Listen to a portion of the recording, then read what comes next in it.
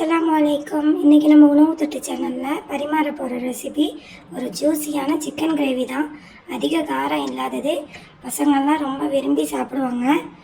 ரொம்ப சட்டுன்னு ஒரு 10 நிமிஷத்தில் ரெடி பண்ணுறது. வாங்க இதை எப்படி செய்யலாம்னு பார்த்துடலாம். இதுக்கு நான் எடுத்திருக்கிற பொருட்கள்: கோழிக்கறி 1/2 கிலோ எடுத்திருக்கிறேன். இதுக்கு தேவையான மசாலா பொருள் ஒரு 10 நிமிஷம் தான் இதை ஊற வைக்க போகிறோம். இதுக்கு மிளகாய்த்தூள், மிளகுத்தூள், ஜீரகத்தூள், மஞ்சத்தூள், உப்புத்தூள், garam masala, ginger garlic paste 2 tablespoon, ஒரு 2 பெரிய சைஸ் வெங்காயம், தக்காளி, ஒரு பச்சை மிளகா. இதை நம்ம பேஸ்ட் பண்ணி எடுத்துகிட்டு வந்துடலாம் வாங்க. தக்காளி, வெங்காயம், பச்சை மிளகா 3ஐயும் மிக்ஸி ஜாரில் போட்டு நல்லா மைத்தால் அரைச்சி எடுத்து வச்சுக்கணும். இதை மாதிரி இப்போது ஒரு மிக்சிங் பவுலில் நம்ம கோழிக்கு தேவையான மசாலாக்கள் ரெடி பண்ண போகிறோம். இதை அதிக நேரம் மேரினேட் பண்ண தேவையில்லை. ஒரு குக்கரில் தான் நம்ம போட்டு சமைக்க போகிறோம். ஒரு 10 நிமிஷம் இது மேரினேட் ஆகுனா போதும். இதுக்கு நம்ம சொன்ன எல்லா மசாலாவிலையும் உங்களுக்கு காரம் எப்படி வேணுமோ அதுக்கு தக்கன கூட குறைச்சலாம் ஆட் பண்ணிங்க. என் பசங்க காரம் அதிகம் சாப்பிட மாட்டாங்க, அதனால் நான் கம்மியாக தான் எடுக்கிறேன்.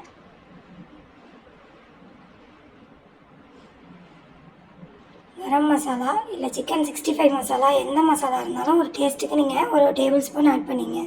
ஜிஞ்சர் கார்லிக் பேஸ்ட்டு எல்லாத்தையும் நல்லா பேஸ்ட் பண்ணி இந்த கோழியை நம்ம இதில் மேரினேட் பண்ணி வைக்க போகிறோம். இது ஒரு 10 நிமிஷம் இருக்கட்டும்.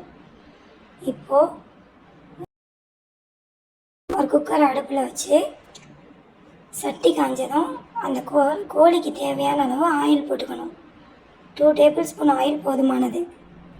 இப்போ அந்த மேரினேட் ஆன கோழியை நம்ம உள்ளக்க சேர்த்துடலாம். இதை ரொம்ப ஃப்ரை பண்ணணுங்கிற அவசியம் இல்லை.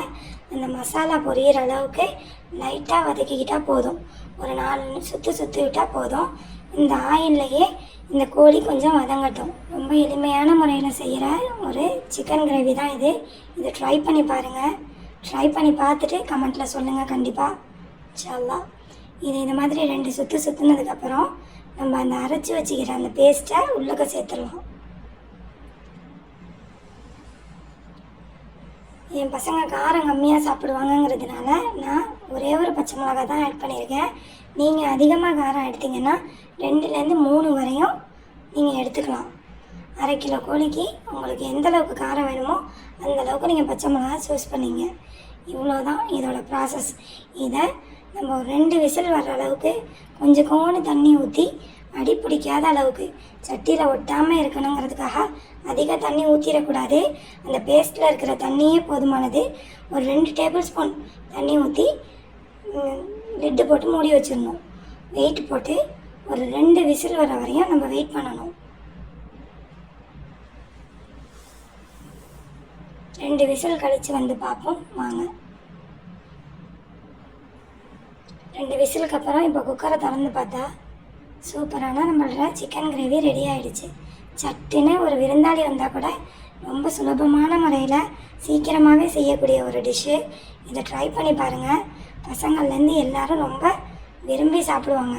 இதில் அதிக தண்ணியும் இல்லாமல் நம்ம கொடுத்த அந்த மசாலாக்குள்ள தண்ணியே ஒரு கிரேவி பதத்துக்கு வந்துருச்சு.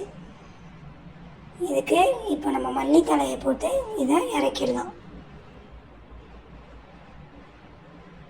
வெயில் காலம், மழை காலம் எல்லாத்துக்குமே இது ஒரு டெம்டிங்கான டிஷ்ஷாக இருக்கும்.